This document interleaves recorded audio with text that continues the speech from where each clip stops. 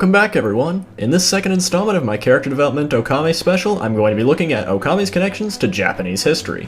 If you haven't seen the first episode, here's a quick link to it, and there's also one in the description. As with the last video, there will be spoilers here, as I will be covering major and minor characters' roles in detail. Without any further digressions, let's get the history lesson started. Okami's connections to Japanese history are most obvious in the capital city of Nippon, Seon City. There's one major anachronism here, though. Even though the city features a design and name similar to Kyoto, its main ruler is not the emperor but Queen Himiko. Historically speaking, Heian-kyo was Japan's capital from 794 AD to 1868, yet the actual Queen Himiko of Yamatai is believed to have existed in the 2nd and 3rd centuries, and her identity, location of her domain, and even her existence have been subjects of debate for centuries. Himiko is said to be a shaman queen, as well as an envoy to a fragmented China, allying with the Wei Emperor Cao Rui. While any interpretation of China is absent in Okami and Okamiden, Himiko's ability to predict the future can be seen as a nod to the supposed mystical powers that the historical Queen Himiko had. Other than that, Okami's interpretation of Queen Himiko has distanced herself from the ambiguity of her historical counterpart a fair amount. One aspect I especially love about Okami is how deep some of the minor characters are, and two perfect examples of this are the Oda Troopers, Abe and Kamo, who serve as Queen Himiko's elite troopers and Waka's apprentices. In the Japanese version of Okami, instead of being called Oda Troopers, they are referred to as Onmyoji. An Onmyoji is a practitioner of Onmyodo, a type of esoteric occultism rooted in the Chinese philosophy of Taoism. Because many of Onmyodo's traits were associated with fortune-telling, the Japanese imperial court began requesting Onmyoji divination during the 7th century, and laws that allowed the imperial Onmyoji to dominate the field of fortune-telling were later enacted. Onmyodo continued to be a part of Japanese culture until the 19th century Meiji Restoration, where it was banned and labeled superstition. Despite the decline of Onmyodo, though, many aspects of it were later absorbed into the religions of Shinto and Buddhism. The Oda Troopers are also named after two of the most famous Onmyoji, Abe no Seimei and Kamo no Yasunori, and feature pentagrams on their hats. Pentagrams, known in Japan as Doman Seiman, were used as a symbol to represent the 5 Chinese elements of Wuxing, and became a symbol of Onmyodo in general, especially since the symbol was created and named after the aforementioned Abe no Seimei. Also in Seon City is a divine instrument Amaterasu can purchase, a glaive by the name of Seven Strike.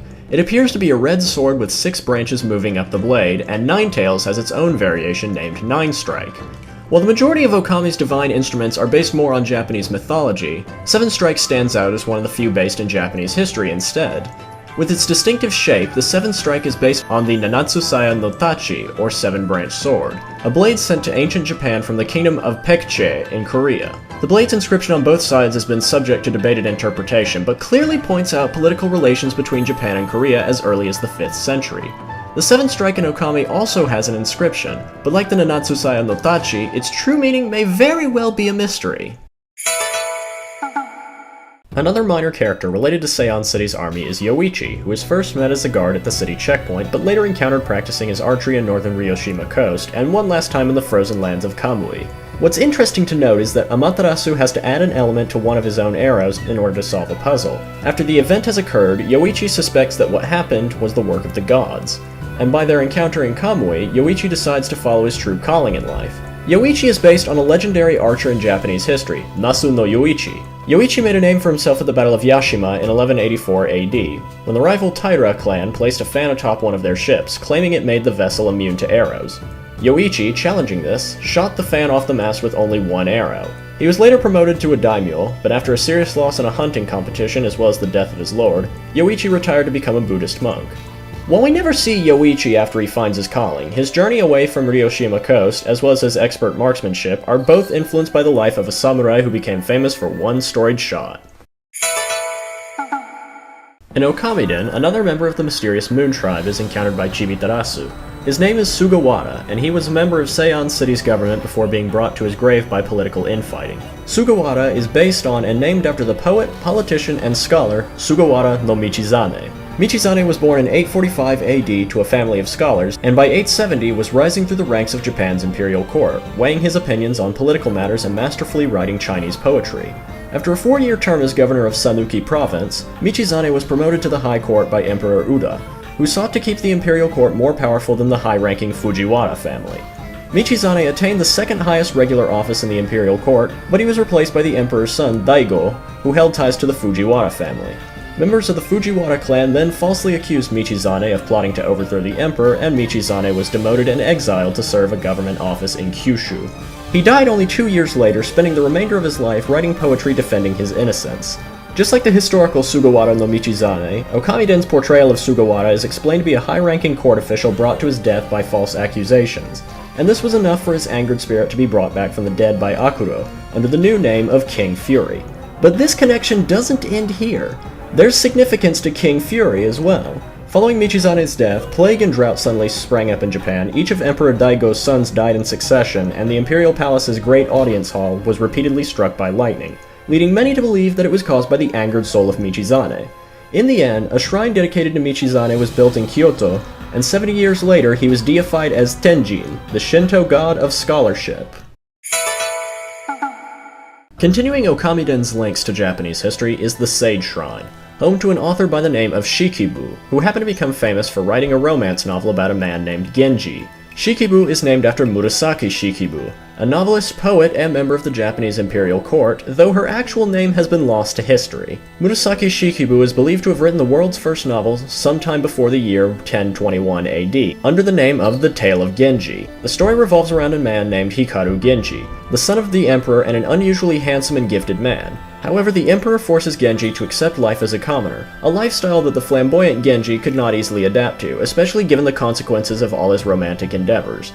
In Okamiden, Genji's garish manner of dressing and womanizing attitude both reference the novel, but Genji's kidnapping of Nanami is a clever reference to a passage in the Tale of Genji, in which Genji kidnaps a 10-year-old girl named Murasaki and attempts to raise her to be his ideal woman, later marrying her only for her to become a nun further on.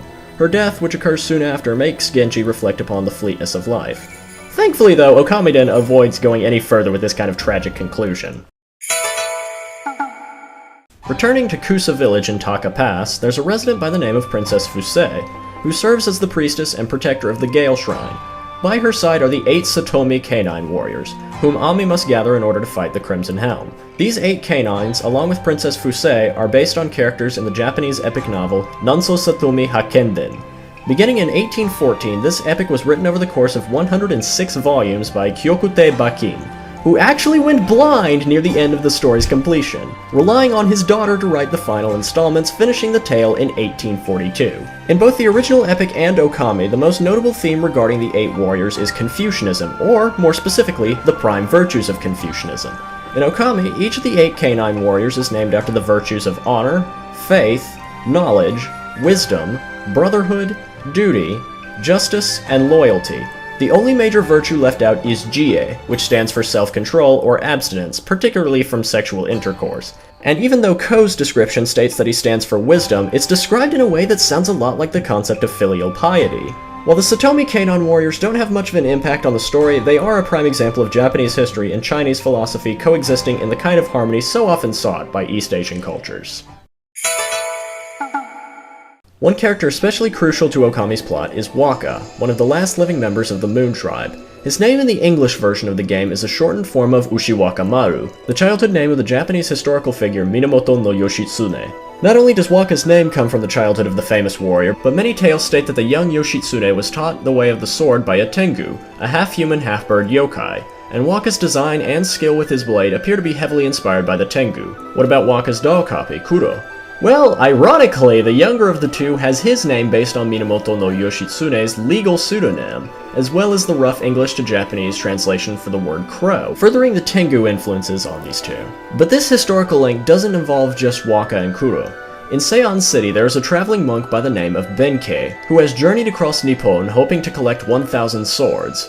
Benkei is based on a warrior monk of the same name, who stood on the Gojo Bridge in Kyoto, dueling each warrior who passed by and collecting the swords of his defeated opponents. Benkei collected 999 swords without a single loss, until Minamoto no Yoshitsune was able to defeat him, and from that point, he became a retainer of Yoshitsune. Oddly though, in Okami, there seems to be no connection whatsoever between Benkei and Waka. Perhaps because Benkei gives up sword collecting before having his 1000th duel. Very likely with Waka. Another interesting example of a minor but interesting character in the Okami series is Tama, a pyrotechnician living in Shinshu Field. In the Japanese version of the game, his name is Tamaya, the name of a fireworks craftsman guild in Edo period Japan. In fact, the kanji for the Tamaya guild can be seen on Tama's apron in both Okami and Okamiden. Historically, a large fireworks display was held by the Sumida River each year in Tokyo, originally as observances for the dead and celebrations of life, but by 1810, rivalries amongst the firework craftsmen began, and the biggest rivals were the Tamaya and Kagiya guilds. During the fireworks, people would even shout Tamaya or Kagiya to support the guild they preferred. Between the two, the Tamaya guild was the more popular, until 1843, when the Tamaya had accidentally sparked a massive fire, leading to a gradual downfall in popularity from there. Despite the decline of the Tamaya guild, people still shout out the Tamaya and Kagiya guilds' name during fireworks as a sign of appreciation. And here again comes Okami and Okamiden's bestiaries, both with quite a few enemies based around Japanese history. The first variety I want to bring up is one that's often overlooked, the Headless Guardians. The members of this class of enemies are all possessed in headless Jizo statues. In Buddhism, Jizo is the Bosatsu of mercy, and a protector of travelers and the dead. Jizo statues can be found across Japan, but the historical connection takes us to the year 1637 AD. At this time, Christians, among other peasants, were rising up against their local daimyo in what came to be known as the Shimabara Rebellion, and one of their acts of defiance was beheading Jizo statues. In Okami's case, it makes sense that a desecrated holy statue becomes vulnerable to demonic possession. The gargoyle and flame gargoyle enemies seen in Okamiden are based on Onigawara, roof tiles that were popularized in the Heian period and used to ward off evil and protect buildings, especially Buddhist temples and Shinto shrines. Both of their bestiary descriptions even refer to this. Another class of enemies with a historical connection is the Clay Army.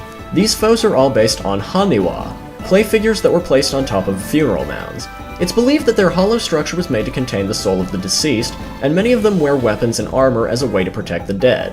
Haniwa became a symbol of the Kofun period of Japanese history, as their widespread use never continued after 538 AD. Curiously though, even though clay soldiers reappear in Okamiden, they are never encountered in the Ryoshima coast ruins, despite the ruins themselves being based on the very tombs where Haniwa were kept. Going even further back into Japanese history, Okami features another clay enemy, the Dogu. Dogu are statues from Japan's prehistoric Jomon period, which lasted from 14,000 BC to 400 BC, and they were never made afterward. The true purpose of Dogu has yet to be figured out, and hypotheses range from talismans for fertility to statues of goddesses, and even that they depict beings from outer space. Okami seems to support the alien theory, as the Dogu's bestiary entry mentions it possibly being from the moon, and in the past Kamiki village, Nazo happens to carry around a Dogu head in the shape of a UFO. A giant Dogu can also be seen prominently in the main room of the Suta ruins. That does it for many of Okami and Okamiden's links to Japanese history. As with this series' connections to Japanese mythology, the exact number is quite large, and if your thirst for knowledge is yet unquenched, I encourage you to do some research on your own. Even so, I'm still not done looking at these two games. In the next part, I'll be looking north at Kamui and taking a look at Okami's links to another ethnic group in Japan, the Ainu. This has been a character development special. Thanks for watching.